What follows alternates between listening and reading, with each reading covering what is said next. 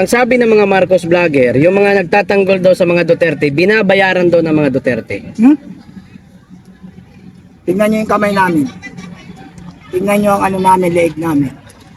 Meron kayo nakikita mga dilaw, mga ginto? Yan ay isang katibayan na kami lumalaban ng patas. Wala pong bayaran sa mga DDS vlogger o sa mga supporter ng mga DDS ni Duterte. Wala pong bayaran dito. Ang tunay na binabayaran, yung nakikitaan nyo ng pagbabago ng uri ng pamumuhay. Yung mula sa dukha at nakita mo nagkaroon ng Mustang. At ang mga daliri na puno ng ginto. Pati ang leeg, ang bigat, 3 yata yun, ang lalaking ginto. Yun po ay Marcos vlogger. I-background check nyo po yan, yung Marcos vlogger na yan. Tuloy na. Sa totoo lang, mabibir pa nga yan eh. Sa totoo lang, mabibir yan. Dahil yung Mustang, alam nyo kung magkano halaga ng Mustang? Sport car na TDR na Mustang. Milyon po yan. Hindi basta 1 milyon, hindi 2 milyon, hindi 3 milyon, hindi 4 na milyon, hindi 5 milyon. 12.5. Oh, kita nyo, pagbabayan natin, alam, 12.5 million po. Isipin nyo yung 12.5 million, ilang milyong mamamayang Pilipino ang pwedeng makinabang nun, pero nakinabang sa isang tao. Yung mga ginto na yun, milyon yun. Yung alos 5 daliri, may ginto, lalaki. Tapos, leeg, ang dami. Doon pa lang po, maninature mo na kung sino ang bayaran. Tignan nyo kayo, oh. Kamerahan yung mga sarili nyo. Anong mga ginto nyo sa katawan? Kamera. Ito, ni Hika wala. Ibig sabihin, walang pagpapala na kinukuha. Hindi bayaran. Dahil alam nyo po, wala pong presyo ang paninindigan at prinsipyo ng mga tunay na Pilipinong nagmamahal sa ating bayan. Wala pong katapat na milyon yan. Kaya kayo mapapalad kayo. Dahil darating ang panahon ang Diyos na ikita ang inyong mga pagmamalasakit sa ating bayan. At kayo uunlad ng inyong pinaghirapan. Hindi dahil dun sa nagsinungal. Kasi yung mga yan, kaya umangat ang buhay niyan, bayaran sila. Kaya sila umaangat at sila yumayaman dahil sila ay nagsisinungaling. Yun ang kanilang mga trabaho. Yung mga Marcos vlogger na yan, kaya binabayaran. Binabayaran yan para magsinungaling. Ang hirap kaya kung katulad mo, katulad ko, magsisinungaling. Kahit bigyan mo akong 5 milyon, hindi ko tatanggapin. Magsisinungaling ako na si Duterte masama. Si Duterte mamamatay tao. Tapos babayaran mo lang ako ng 5 milyon. Never. Dahil hindi ko madadala yan pag namatay ako. Tignan niyo yung isang congressman na namatay. Pinagtatawanan. Nilalait. Patay na. Nilalait pa. No mention name. Pero si congressman na yon, naging lingkod bayan daw. O pero tignan mo nung namatay, pinagtatawanan. At nilalait, inaalipusta. Sino ang kawawa? Yung iniwanan niyang pamilya. Yun ang harap ng kahiyan. O, nadala niya ba yung milyon-milyon niya, yung bilyon-bilyon niya, nadala niya ba sa kabilang buhay? Hindi niya nadala. Hindi niya nasama sa kanyang ataol yung mga maleta-maleta na iwanan yung kanyang kayamanan. At iyon ay magiging ugat pa ng pag-aaway ng pamilya niya. Pagtatalunan yun. Tumay. Tanong. Dami. Ito pa. Anong pa? Sir, sa social media, marami kaming nakikita ng mga kababayan natin. Ang kinokomento nila doon, Marcos pa rin. Ano masasabi mo sa komento na yun? Yung mga nagkukomento na yun, mga blind fanatics yun. Hindi yun mga katulad ng mga pangkaraniwang tao na gising na sa katotohanan. Yung mga nga nagsasabi ng Marcos pa rin, mga supporter ng Marcos yun. Pero iilan-ilan na lang yan. Iilan-ilan na lang ang mga nabubuhay sa kasinungalingan. Kaya kung ikukumpara mo, ang mga nagising sa katotohanan ay mas marami na kaysa sa kanila. Dangat nga lang, wala tayong mechanism dahil hindi tayo ang nasa administrasyon. Sila. Kaya kaya nilang i-manipula ang mga social media, ang mga mainstream media, pero ang katotohanan ay hindi maililin. Because I believe the truth shall set us free. Mensahe mo na lang sa mga Marcos vlogger, last. Mensahe ko sa mga Marcos vlogger, huwag naman kayo magparatang na kayo ang may gawa. Kayo may gawa, kayo binabayaran, tapos ipaparatang nyo sa mga DDS vlogger. Aba, it's unfair. Kayo kumikita tapos ang alipusta sa mga DDS vlogger. Pero hindi naman naniniwala ang mga pangkaraniwang mamayan dyan. Dahil kitang-kita naman sa mga pagkatao ng DDS vlogger na wala namang makikitang may tikotse na dyan, nakita ng puro alahas, nakita na ang gaganda ng damit, may Mustang, wala pong makikita sa DDS vlogger. Ang kayamanan ng DDS vlogger ay ang kanilang paninindigan para sa katotohanan, para sa bayan at mamayan. Sila ay nagmamahal sa ating bansang Pilipinas. Yun ang Thank you. kayamanan ng mga DDS vlogger. Tama, tama. Sir Pahabol, sir, anong Yes. mensahe mo sa mga nasa posisyon ngayon? Yan, magandang tanong. Salamat kapatid. Ang aking mensahe sa mga nasa kasalukuyan, nasa posisyon, ako'y nakikiusap. Ito po ay hindi na usapin ng politika. Ako po ay nakikiusap bilang isang mamamayang Pilipino. Na sana naman, kayong mga nasa kasalukuyang posisyon, kayong mga nasa gobyerno ngayon, sana naman kayong mga politiko, sana paunlarin nyo ang bansang Pilipinas. Tigilan nyo na ang pangungurakot. Total may mga sahod kayo. Meron na kayong power, meron na kayong property, nasa inyo na ang lahat. Sana naman pagtunan nyo ng pansin kung paano paunlarin ang ating bansang Pilipinas kasama ang mga mahirap na mamayang Pilipino. Ang tunay na public servant po ay ang paglilingkod sa ating mga publiko, sa ating mga mamayan. Yan po ang dahilan kung bakit po kayo nasa Kongreso, kung bakit kayo nasa Senado, kung bakit kayo nasa Malacanang, para paglingkuran ang bansang Pilipinas, hindi ang inyong mga pamilya lamang. Sana pakiusap po sa inyo, magkaroon na po tayo ng unification, pagkakaisa na targetin naman natin na paunlarin ang ating bansa para naman umangat ang antas ng pamumuhay ng mga mahihirap na mamamayang Pilipino. Maraming salamat po sa inyong lahat. Salamat, sir. God bless Philippines. Thank you. 5 minutes. 5 minutes na lang. Dito, guys. Gang, paano mo na nito? Lagay mo na doon. Sa'yo lang. Ilang minuto lang. Ito tayo.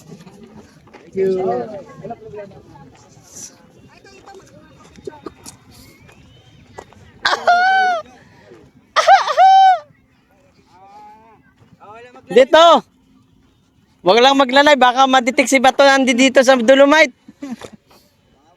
Mamaya padalhan to ng isang batalyong pulis eh. Batalyon.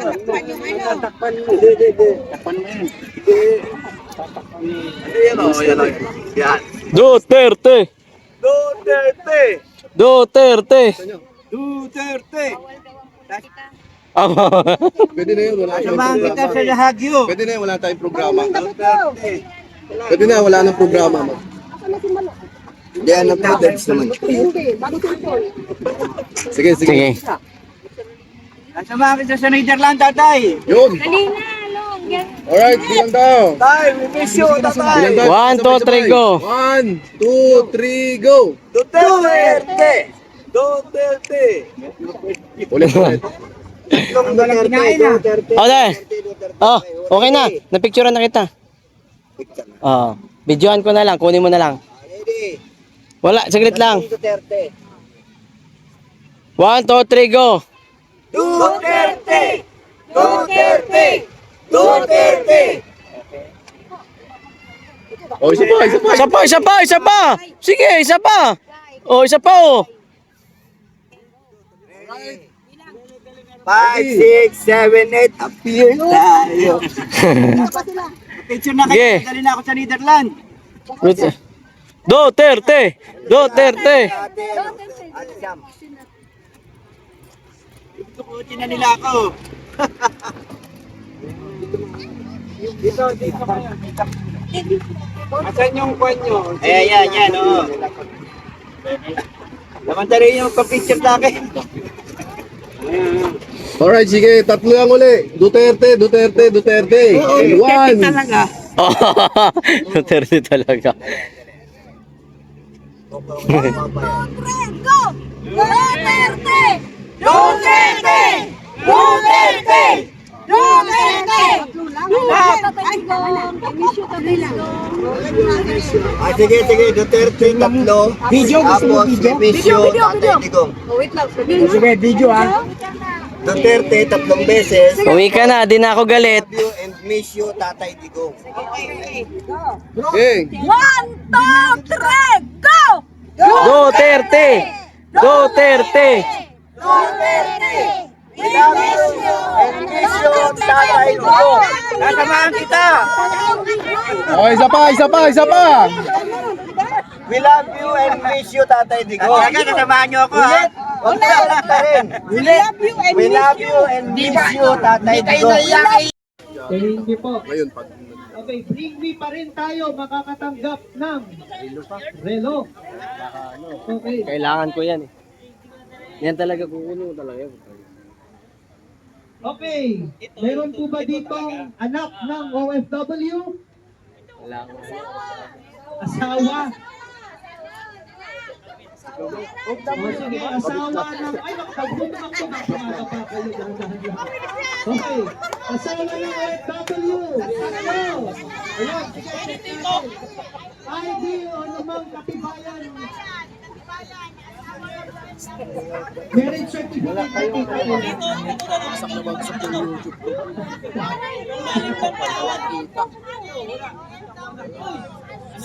Paano yan?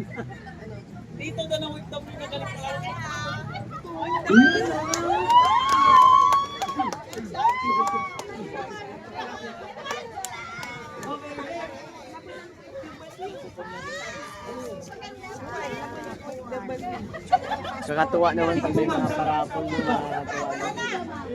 Ma'am, ano po pangalan ng agency? Importante yun. Diba? Kapag OFW, ano mang proof na OFW. Hindi dumating kagad si Ferdinand. Picture. Oo, ganun. Okay, sige. Bawi na, ma'am. May next pa naman category, ma'am. Ano pa po, ma'am? Okay, ito naman. Kanina, sukatan tayo ng pabilisan. I'd like to acknowledge the presence of Tita Astra. Okay. Kanina pa ba? Sorry, piling talaga. Malabo mata. Okay. Piling. Ikot, okay. Sige. Okay, ito, kanina naman, sukatan ng pabilisan, palakasan. Ngayon naman, sukatan ng memory recall. Isa lang po, kailan? March 11. O current events. Kailan po dinala March 11. sa The Hague? 2025. Okay. Mga judge to, sila to.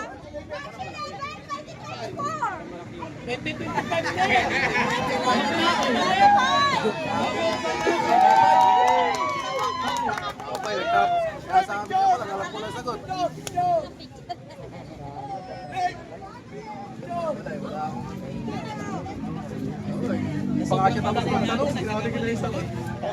Okay, o ito naman. Magaling yung samahan. Sabi kanina, March 11, 2025 daw. O ngayon, anong araw? Pag ilang buwan? 10 months! Okay, tapit. Yung hindi pa nanalo. Yung mga nanalo na, bigay nyo sa iba. Okay, bilangin natin. Diba? April, May, June, July, September, October, November, December, January. 10 months! Hindi sigurado yung host, ba? Mahina sa mat. Okay. Okay, last. Ba, nabigay na? Okay, next. O ito, trivia ulit. Ihanda ng ChatGPT at Google kung hindi alam. Kailan ang Dating congressman. birthday ni PRRD hit month date year? Bilisan mo na, punta ka na.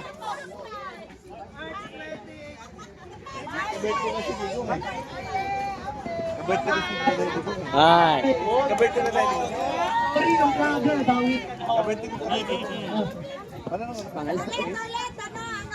Ako sana yung una to. Di ka kasi lumapit agad eh. Okay. Di ka kasi lumapit. Layo niya pa eh. Layo niya pa eh. Kailangan niya lumapit. Sir, patingin. Wala pong tax parating pa lang. Ganito.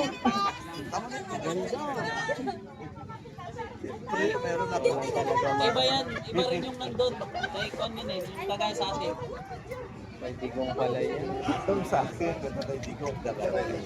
Sayang. Yung March 11 talaga. Ah, alang-alang din. Okay, mula sa ating mga sponsors. Okay, Google ulit o kaya ChatGPT.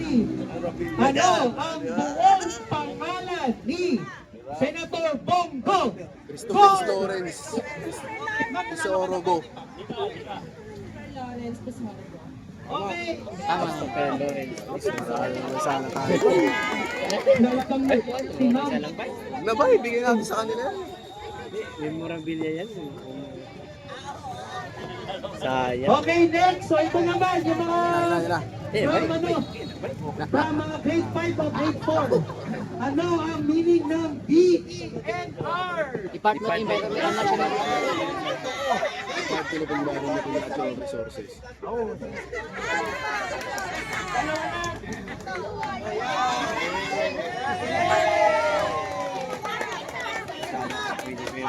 Okay, dalawa na lang. Bandrin lang, pwede na yan. Ganda yun.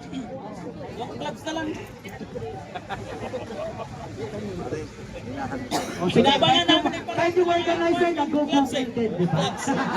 Sandali naman. Oo, biglaan to eh. Wala na, di natin alam kasunod. Dito ka banda sa gitna. Kasi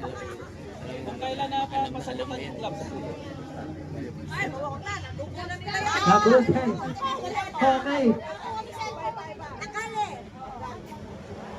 Okay. Okay, kailan opisyal na binuksan ang Manila Dolomite Beach? Dalawa daw. Oh, okay, hindi daw po 2019. 2019 po sinimulan. Kailan daw po sinuksan? Sir. 2021. Tama. Okay, congratulations! Nakagugil ka na kasi Mayor! Hoy, nakagugil ka na!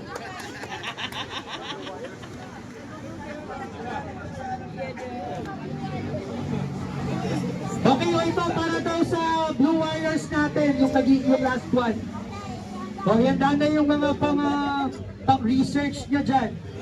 Okay, sa LGU ng Dolomite Beach matatagpuan itong lugar na ito. Anong LGU po ito? Giveaway! Okay, congratulations! Okay, kayo nag-wave pa daw! Sa blue. Okay. Sablo. Okay. Oh, dalawa. Sablo. Sa blue nyo ba yan? Sa blue. Okay. Sa green sinasabi mo, Linding. Buhay ka na nga. Ayun, sa blue, sa kanila. Yung mga games doon sa blue. Green ka ng green eh. Pinugulo mo yung programa natin. Idol ko yan. Wala pa. Maganda, maganda nga. Ano, ba't wala mukha yan sa'yo? Ba't walang mukha yan? Sa kanila meron. Hindi piki kasi yan, kaya walang mukha. Bigay pala yan sa'yo eh. Para po sa inyo ito. Kailangan po Bigay pala yan. Okay. Okay, next. Buti pa nga yung pera, may mukha eh. Pwede coaching daw. Ayun na, may mukha. Pwede daw coaching. Kailan? Nanumpa bilang Pangulo si President Rodrigo June 30, 2016. June 30, 2016.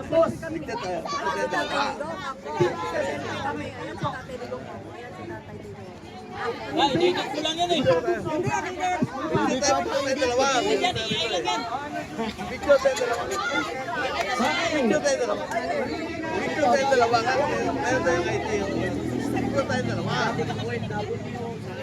Question, asang question?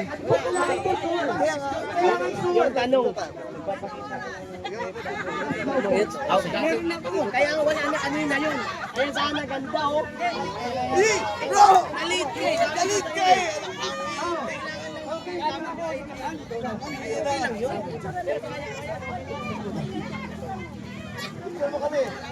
Ayan, wala na tayong time. Okay, sino po yung...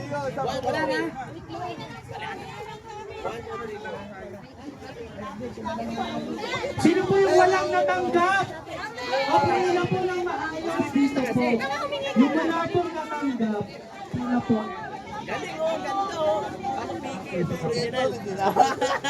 Okay po.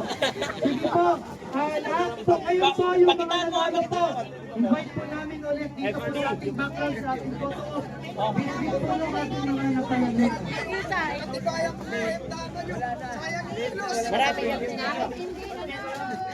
Okay po, winners po. Ito po ulit picture. Lahat po ng participants. Nanalo man o hindi. Dalhin yung kanilang grocery pack.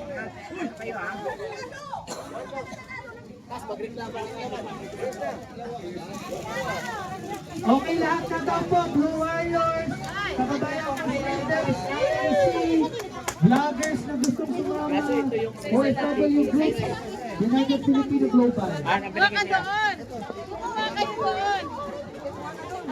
Okay, DNR Blue Warriors, dito po. Wala pa po yung nakuha. Hanggang dito.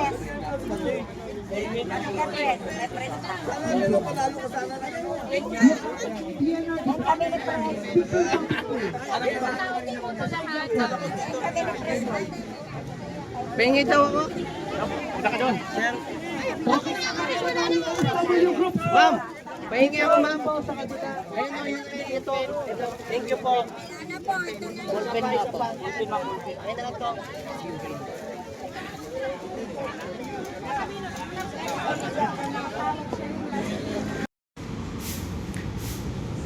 Ma'am, ito ang issue ko kasi na ito ay kumakalat na po sa social media. Talagang trending na ho ito.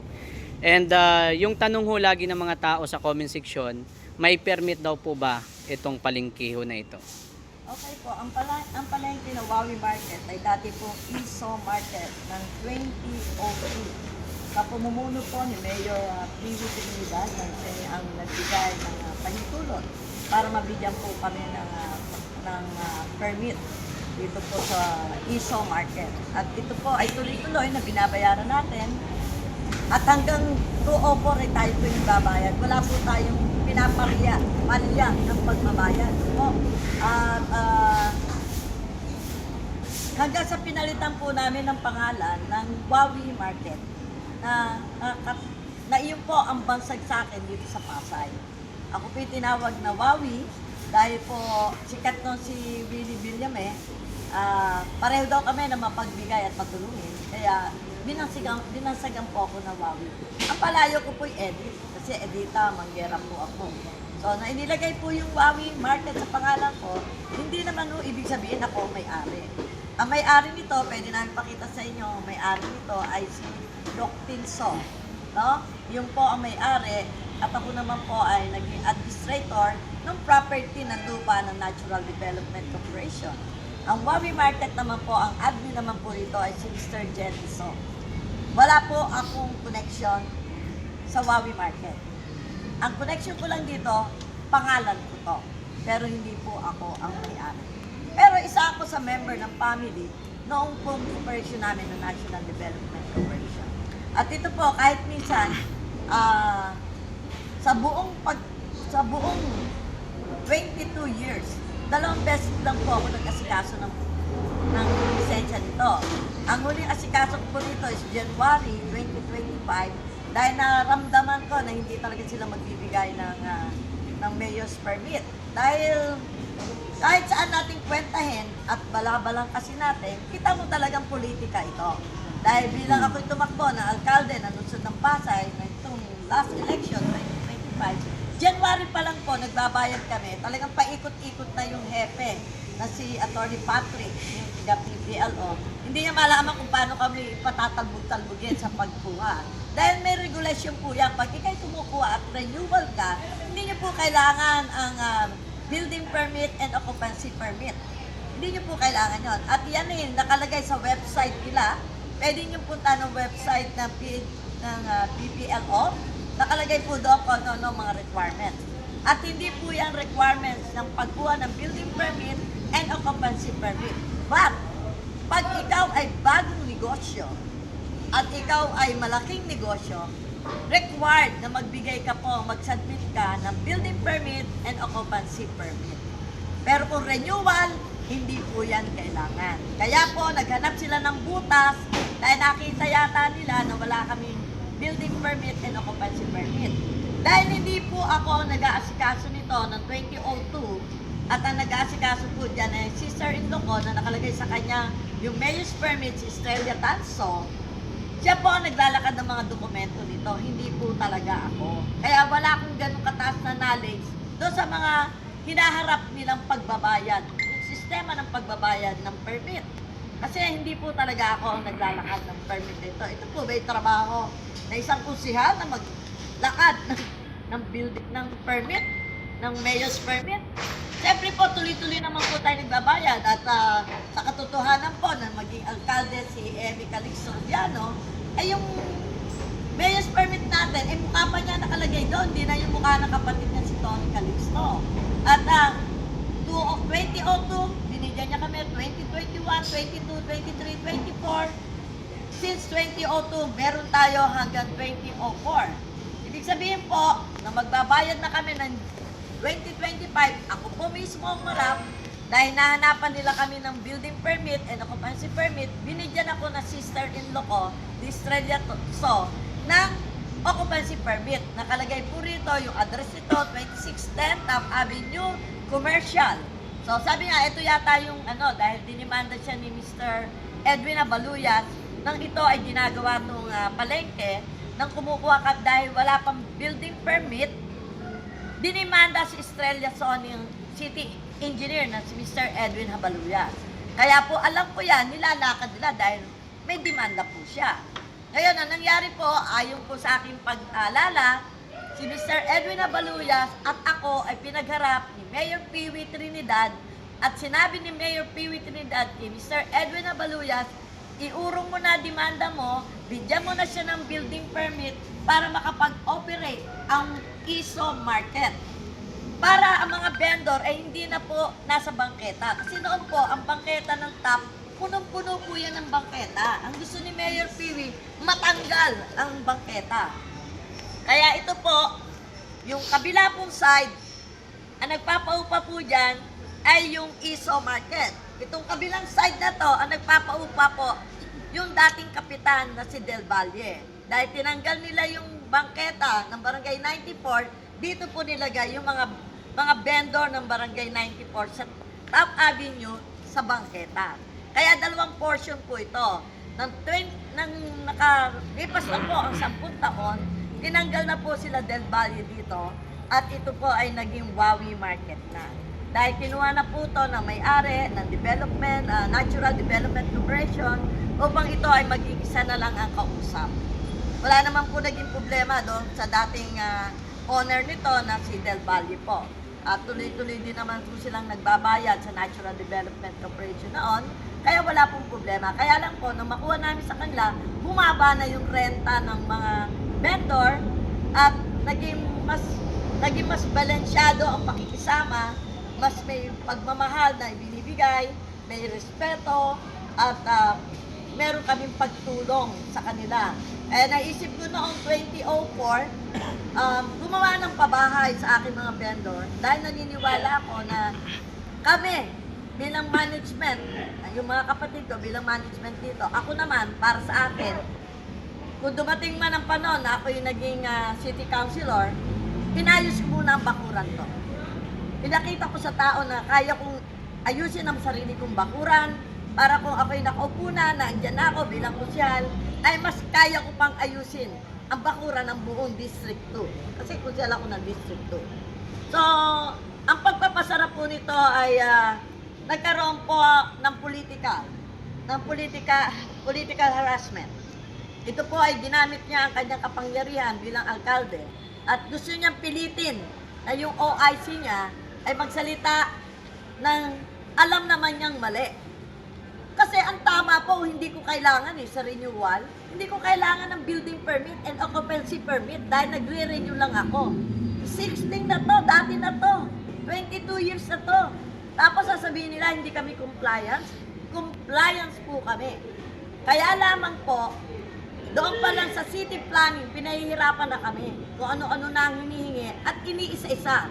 Pag nakuha mo isa na naman. Pag nakuha mo isa na naman.